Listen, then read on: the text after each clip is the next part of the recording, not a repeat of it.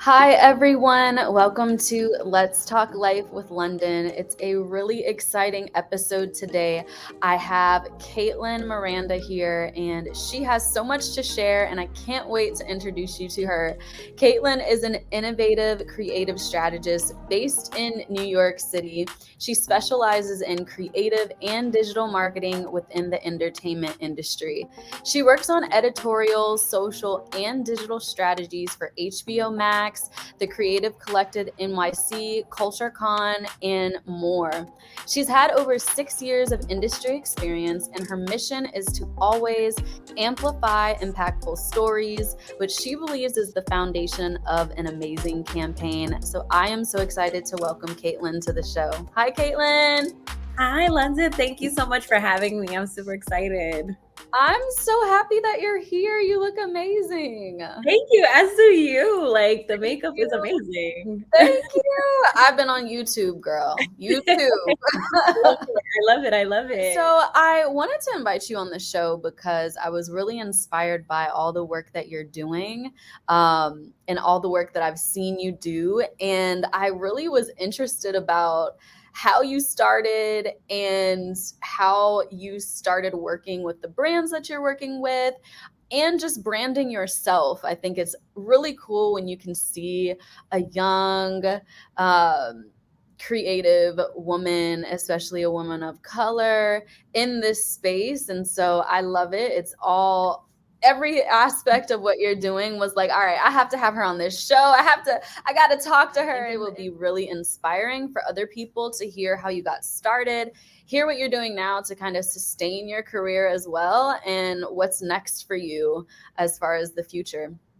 Of course. Thank you so much. I was so honored to even be asked. I think it's super important, as you said, as a woman of color, Mhm. young, like just being in this industry, kind of figuring it out as you go, I think is super important. But also, it's nice to have some guidance. So Absolutely. super excited to be on. I guess I could jump right in with how I kind of started out. Yeah. So in college, I went to Penn State for initially for PR. That's Okay. what I wanted to do after I graduated high school. I was like, this is so cool. They get to go to all the events. I got to figure out how to get this job and this kind of job. And I started out as a PR student, but as a freshman, I had core classes, so I was able to kind of test the waters and see what I liked and what I didn't like. And Mhm. shortly after the summer of my first year of college, I landed a PR internship at a really prominent PR firm, which was really, really cool. And I was able to like assist on cool events, but also see like what they don't show about the PR industry. And it just didn't align with what I kind of romanticized in my head. And Mm. I was like, Mhm. you know what? Let me pick out what are the attributes of the PR industry that really like attracted me to it initially, and figure out from there where what my calling is. And from there Mhm. it was just like the networking, the connection, the ability to create these experiences for people, and like just impacting those around you, I think were the main themes of why I enjoyed PR. And I saw how the events that occurred at the PR industry that I was interning at kind of impacted the audience that they were attracting. So I was like, okay, this Mhm. is what I like. Now I got to kind of figure out how I can apply that to another job that kind of gauges my interest. So I just switched my major that next year to communications and started taking more like marketing heavy classes, entertainment marketing. And that's when I kind of realized like that was my thing, and like Yeah. something that I was enjoying to do. And from there, I started just landing cool internships. Penn State was really great at matching me with really prominent internships in the city. So I was able to land an internship with Rock Nation, and I was able to do a music marketing and sports marketing internship for, I believe, 2 or 3 semesters with them. And in that experience, it was super cool because I was able to get exposure to different sides of the business and Mhm. really understand what marketing entails, and like all the things that go into marketing and being creative and social media and all the things that involve impact, like creating like a widespread audience and gauging their attention. So Mhm. after that, I think from there, I was like, okay, marketing's my thing. I like being creative. I like creating these dope campaigns. I'm working on these teams. They're making all these, like, all the campaigns that you see on TV, all the campaigns that you see on social media, all the things that are going viral, everything, everybody's talking about it. I want to be a part of that moment. And I kind Mm-hmm. of studied why it impacted me so much. And it's because it was super intentional. And I think Mm-hmm. that's really important when it comes to marketing, especially when you're thinking like sustainable marketing and really trying to like gauge an audience and keep their attention. I think you really have to be intentional, not just listen to the virality of it. So when I graduated, I landed a couple gigs in like the like entertainment marketing industry and like live music. And I really got to hone in on that artist marketing aspect of the business. And that was super fun. Then the pandemic hit, and I was like, okay, what's going on? Live shows Mm-hmm. aren't happening no more. What do I do? And I'm a person that like can't stay still. So I was like, okay, this industry isn't booming right now, but let me kind of like stay in tune with what is and like really see Mm-hmm. where I can apply my skills.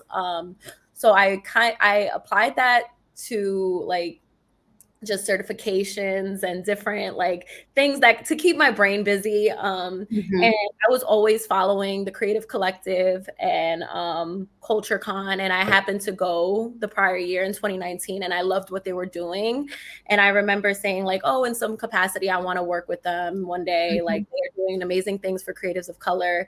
I remember when I was in college, like the word creative wasn't really thrown around a lot. So I was like, this is my type of people. Like, these are Yep. people going through something I'm going through. And it was Yeah. just nice to find like your network and your community there. So you know, everything comes with due time, and the pandemic hit and opportunity presented itself to be a fellow for the Creative Collective. And I took it, and I haven't left ever since. Now I'm a digital producer, but during my fellowship, I really got to see how, like, really what it meant to impact the community, because that's the embodiment of what the Creative Collective does. Like, they Yeah. really speak to their community, meet them where they are, and provide resourceful materials to set everyone up for success, especially Black creatives. Um, Yes. so now I'm a digital producer with them, and I get to work on amazing projects like CultureCon right now, where we have CultureCon New York in October. So kind of working on that. And from there, like all the skills I've learned at the Creative Collective, I was able to land an opportunity with HBO Max as a creative strategist on their brand social team. So that's been super fun as well. And exactly what that means is just kind of creating opportunities, finding time, like focusing on the programming that's coming on to the Mhm. platform and finding ways that we can impactfully like amplify it on our platforms. I know that was long-winded, but I was like, wow, this is a long timeline. Like, how do I like connect the dots No, here? it's so necessary, and I am the same way because I've done so many different things too, and I struggle with, wow, how do I tell my story and tell my background without being long-winded? But I think it's okay to completely tell your story because you never know the things that you may not share, or you never know the things that you're like, that's not an important detail. Those might be the things that change someone else's life. That little detail might be the blueprint or the missing piece to help somebody else. So do not ever apologize for sharing your journey and sharing your story. And wow, I'm so glad you did. You're such a go-getter, and you see what you want. You know yourself enough that you're like, wait a minute, okay, if I'm not completely fulfilled in one space, what can I take from this that I can use in my next chapter?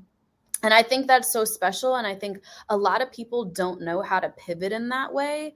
And I think it was so cool when you mentioned that, you were in PR and you kind of fantasize what it would be like versus taking it for what it is. But once you recognize that you were doing that, you were like, okay, what do I like about this? And what do I like? What am I getting out of it that maybe I can pivot or, create something different for myself? And I think that's so cool that you did that, because you didn't completely say, oh, forget this, I'm doing something different, or maybe, this was never for me. There were aspects of that I'm sure that you're using now. So I think that's really cool that you were able to pivot, but use the things that you learned while you were in a space that wasn't completely for you, but you were still able to use what you learned out of it and use it for the future and for your future projects. So thank you for sharing that. I think that's really special, because I think that's going to help a lot of people. It was a journey to get here, and I think that, like you said, it's super important to disclose that, because I think also with social media there's such a misconception that everything happens overnight, and while Absolutely. while that might happen, that's not the standard. That's Yes. so I think while long-winded, I'm happy I was kind of long-winded, because it really didn't happen overnight. It really Yeah. involved some determination, well, a lot of determination and sacrifice Mhm. and discipline. And so I'm happy that you appreciated it. Of course. No, I can always recognize that go-getter mentality in people, and I'm so happy that you shared about that and about how, when you're in it, a lot of times you don't even think, it's like fight or flight mode. Like, I just got to make something happen for myself.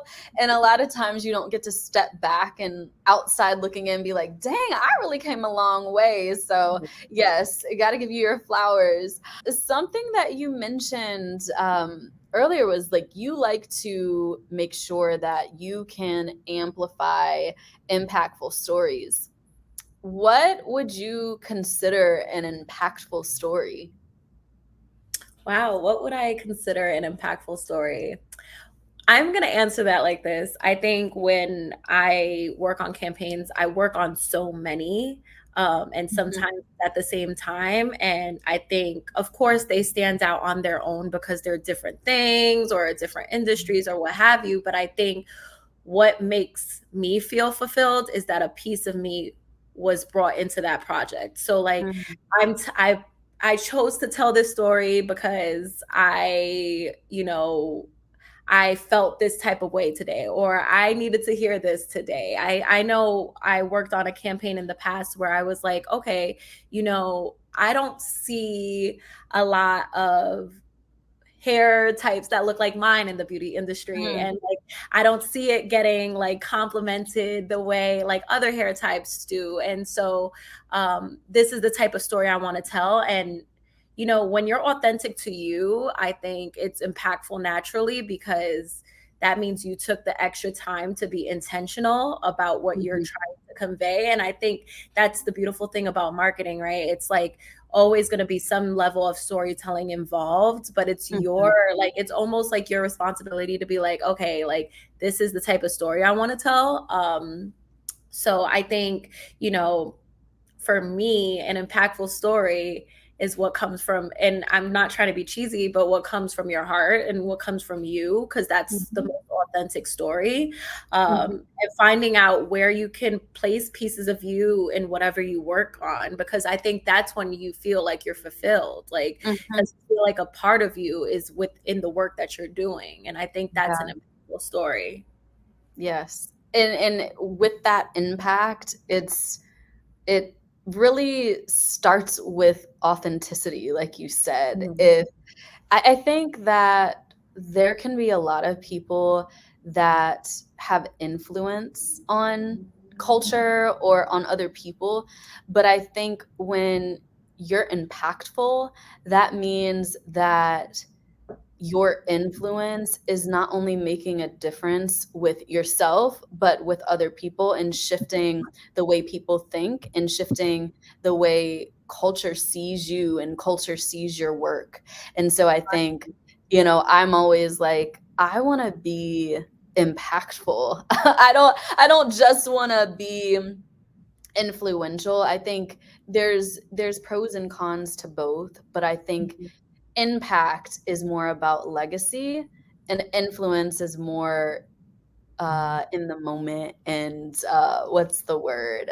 Influence is more instant gratifying. Yeah. Instant gratifying. No, I agree. I think influence comes naturally, but that shouldn't be the goal. Like, Mhm. if you Mm. influence someone or like this campaign influence somebody, like I think that's just a natural given, but that shouldn't be the goal that you're going for. I think Mm. that's where like kind of the purpose kind of gets in that gray area or falls in between the cracks, because it's like, if you're just doing everything you're doing to create influence, you're just going through the motions, right?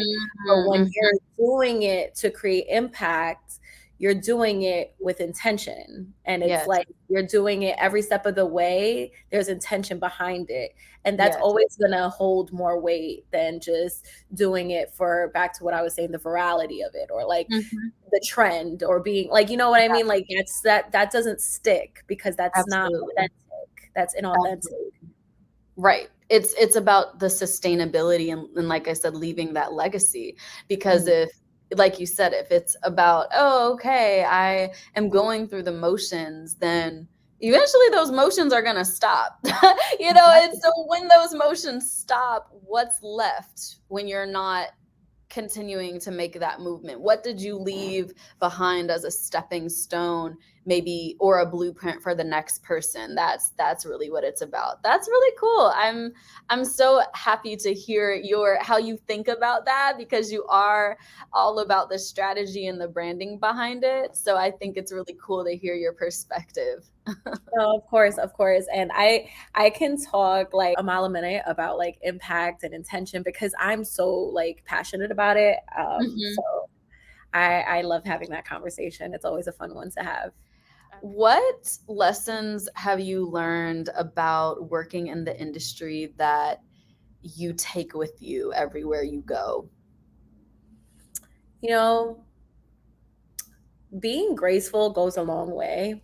Mm. Um, and setting a standard for yourself on how you approach connections and networking really is the foundation of how like the trajectory of your career will go.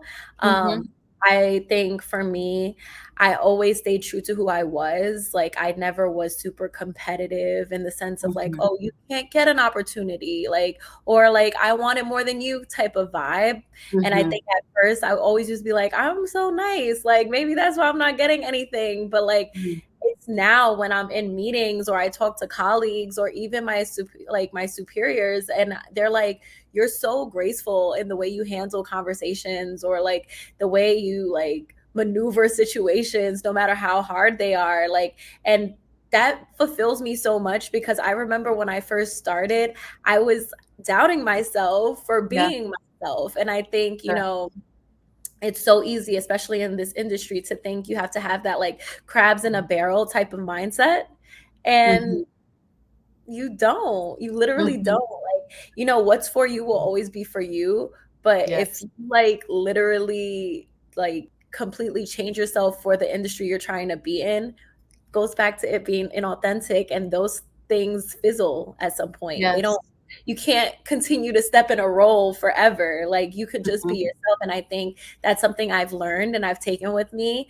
And I actually pride myself in that. And Mhm. actually created sustainable relationships. Like Right. literally I've ran into folks that I've worked with like 5 years ago, and they're like, oh my gosh, it's so good to see that you're doing X, Y, and Z. And it's like, holding that standard for yourself and being like, I'm never going to change who I am. And granted, we Mhm. evolve and we grow, but you don't Mhm. have to like alter yourself and who you are just to fit into a mold that you think is better for the industry you want to be in. So Mhm. that's definitely something I've taken with me. That's a beautiful perspective, and it's a very mature way of thinking about your future, because I think, like you said, there's a lot of times, especially when we're younger and we haven't been in this space yet, and interacted with a lot of people and built those relationships. There's a lot of times where we think, or we have that immature thinking of, dang, the things that I love about myself, or the things that I don't even recognize make me stand out, are not the things I need to change. It's actually the things I need to hone into and actually get a hold of when I'm in those rooms or on those calls, or talking to, brand leaders or an executive team. Those things that make you unique, or maybe you don't see it in other people for a reason. There's things about yourself that you're like, wait, is it unique to me because I need to change it, or it's unique to me because I need to be the light in that room? And Yeah. it's always like, these are unique to you because there's no one is like you, and no one can bring what you bring to a conversation, to a meeting, to a call, to strategy, anything. And I think it's so special that you recognized early on that, okay, I have unique qualities about myself, and I need to make sure those qualities show up, and they're heard and people see that. So I think that's really cool. No, thank you so much. Yeah, I was recently having a conversation with a colleague of mine, and she was like, "You are the only person I know who can say no nicely, or like push back on something nicely, and like make somebody be Uh-huh. like, okay, well, I'm like sad that it's not working out, but like I can't be mad at you." And I Yeah. never really looked at it that way until like I had colleagues provide examples, and I'm just like, it's crazy because I remember when I first started, I thought like you had to be super like serious, and you had to be cutthroat, and that's how you're going to make it, and like have no emotion behind it. But that's not human. That's not the human Mhm. experience, like Mhm. that's not like I'm happy about things, and sometimes I don't get my way, but like I'm still happy, and I'm still going to be like nice, and I'm still going to be Of course. respectful, because like that's how I was brought up, and that's how I Mhm. like that's what I applied to my everyday life. So Mhm. definitely I agree with you. Yeah. And it's not always what you say, it's how you say it and how people perceive it. A lot of people are like, well, I was being nice, I didn't say it me, it's like, I didn't say anything out. And it's like, but how you are perceived is really what the reality is. It doesn't really matter what the intention is, especially when you're putting yourself in a position or you have a platform where people are listening to you. It's really like, what did people feel when they heard you? What did people, get from you? They're going to remember that before they remember what you actually said. Exactly. Exactly. I totally agree. And what can you attribute to where you are today, personally and professionally? Personally, you know, I really am big on like checking in on myself. Mm. And I got that from like friends and like just my community that's behind me, like my friends, my family. They really inspired me to always like put my mental wellness first, and always check in with myself, and make sure that like I'm always in a place where I can pour into somebody else before like actually doing it. So Mhm. I'm always checking in with myself. So personally, I really attribute that to like just my people. Like they Yeah. are like the greatest support system, they're the greatest community. And in terms of professionally, I think my mom, like she just inspires me all the time. She works in the nonprofit world. She's an executive in the nonprofit world, in New York City, and just growing up and with such a girl boss of a mom, I think that was super inspiring, because it showed me that like women of color can be in these powerful roles. And I got to live with her every day. So I really attribute it all to her, because Mhm. without that, I really wouldn't think it would be possible, and I Mm. wouldn't be exposed to it as much as I was. Right. I do attribute it to my mom, and I see how successful she became over the years, and how she's evolved professionally, and it just really inspired me to like go after what I wanted. And while we're not in the same kind of fields, it's nice Mhm. to see that like a woman of power is a Mhm. woman of color, and she's Mhm. a mom, and she's a wife. So it's like she has all these titles, but she executes all of them exceptionally well. So Yes. it was just like a big inspiration for me, especially professionally. It shows you what's possible, Yeah. right?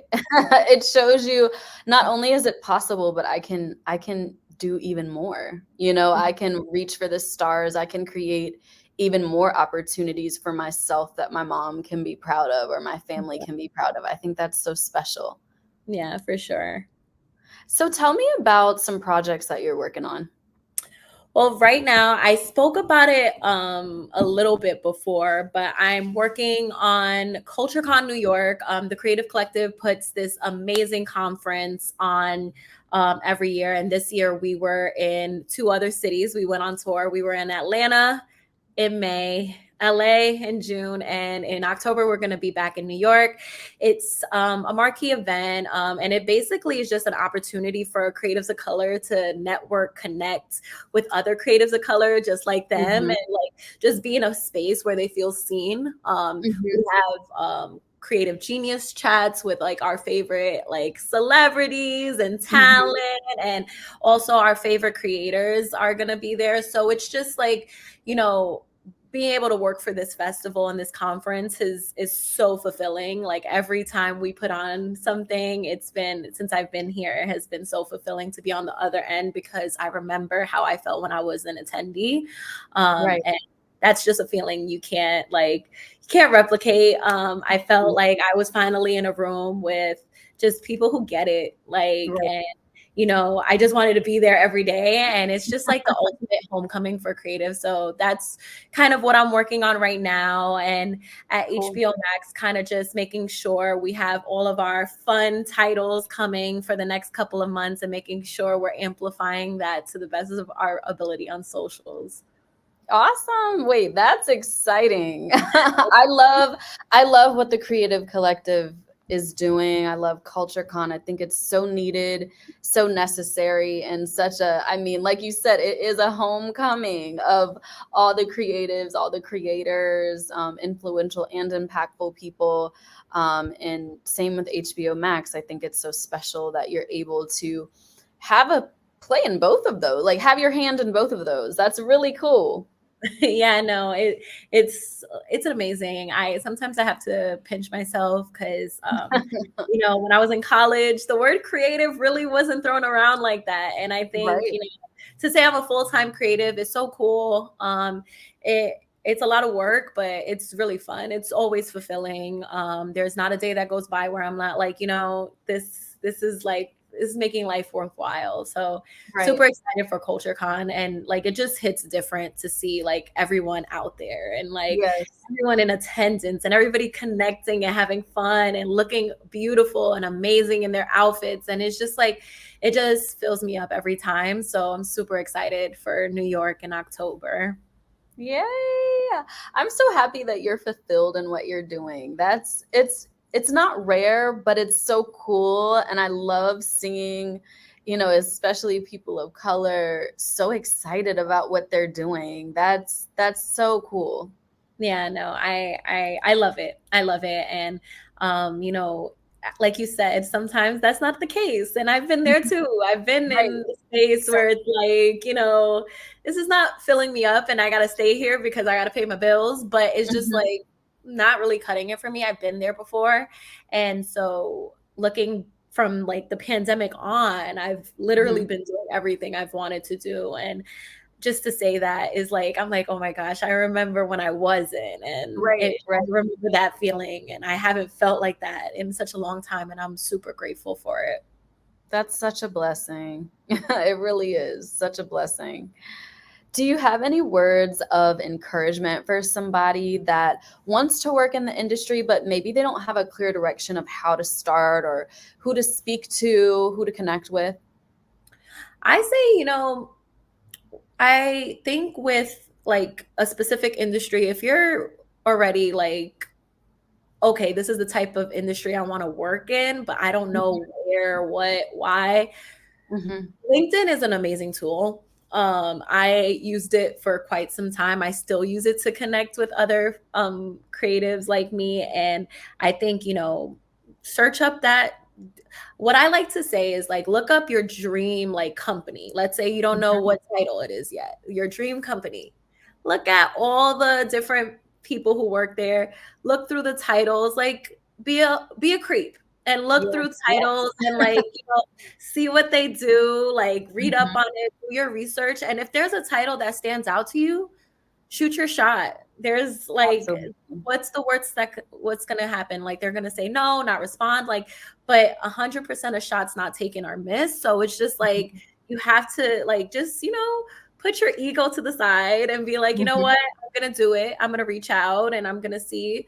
And like that's how connections are made. I remember when I first graduated, I cold emailed somebody on LinkedIn and they ended up agreeing to meet with me for a coffee. And then now she's one of my longest colleagues that I've known for a while. And so it's Nice. just like sometimes you just have to take those risks. And sometimes people aren't going to answer. Don't take it personally, but don't Mhm.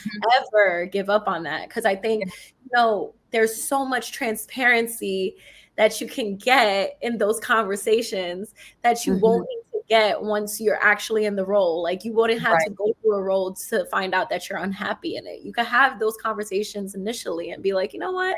Does this sound like something I'm interested in? It does. Let me start looking for roles like this, or let me start like going through certifications. Like I think the number one thing in any industry is putting the ego to the side and just Yeah. like, putting yourself first and Mhm. stepping into your power, realizing what you bring to the table and just going after it, I think is super important. Right. And showing that fearlessness, like you said, I think it shows people a lot when you're willing to go above and beyond to even connect with them or reach out to them, not just stopping at, oh, I applied. Did you get my resume? Did you get my application? I think Exactly. it's so vital, honestly, to stand out in that fearless way by going above and beyond and not stopping at if they don't answer even. Like give it a few weeks, give it a few months, and then circle back. You never know. I mean, people are so busy, especially going into entertainment industry or any type of creative industry. Honestly, any industry, really, people are busy and they have their own things going on. So not giving up on yourself and being fearless when it comes to reaching out and connecting, I think is very important, and I'm glad that you mentioned that. Yeah, no, of course. I think, sometimes we get in our heads and we're like, oh my gosh, like, do I look thirsty or whatever? But Mhm. I don't let the ego go out the way because I think Right. that's the biggest hurdle that you got to overcome when like Mhm. trying to get what you want in your career, like pushing that ego to the side and really going after it because you deserve it and stepping into your power is super important. Right. That's so special. That's so right. Is there something or anything that you want to do in the future that you're not doing yet? Honestly, I've always wanted to have a podcast. I think, in all aspects of my life, I think, I have stories for days and I feel like, Yes.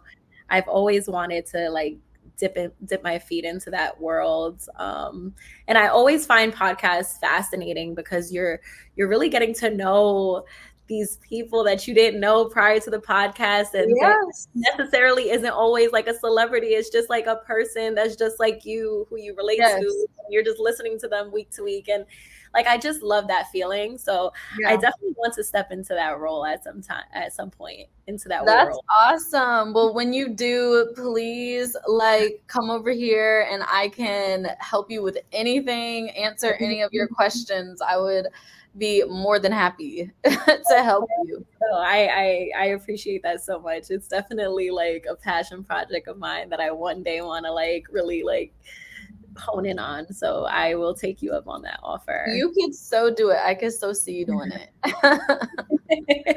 That's awesome. Well, where can people find you, follow you, keep an eye on your work? Okay, so Instagram right now is like my main like platform where I really just like disclose what I'm working on, what I'm doing, what I'm eating, like everything that I'm doing in my day to day. So my Uh-huh. Instagram is _KAY Miranda, Miranda. And then I'm on LinkedIn as well, Kaitlyn Miranda on LinkedIn. But yeah, those are my main platforms right now that I'm like really married to. But yeah, that's where folks can find me. Awesome. Well, Kaitlyn, I am so excited that we were able to share this space together. I loved hearing about your journey, and I'm so excited for all these upcoming projects. You have CultureCon in October. Everyone, make sure you check that out and give Kaitlyn a follow on the gram and on LinkedIn. Connect with her. She is an amazing person to make sure you have in your network. So I am so, so, so grateful for this conversation, Kaitlyn. And come back anytime, girlfriend. I love being here. Thank you so much for having me. I'm like made my week. Oh, that's special. I'm so happy to have you. And like I said, do not be shy once you're trying to start the podcast. Like we can, maybe I'll be in New York at that time and we can get some dinner or something and talk about it.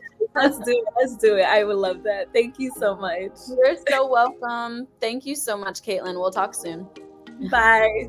Thank you everyone so much for watching this episode of Let's Talk Life. It was so special speaking with Kaitlyn, and I hope that this episode was super, super inspiring and motivating. So thank you so much for watching. And until next time,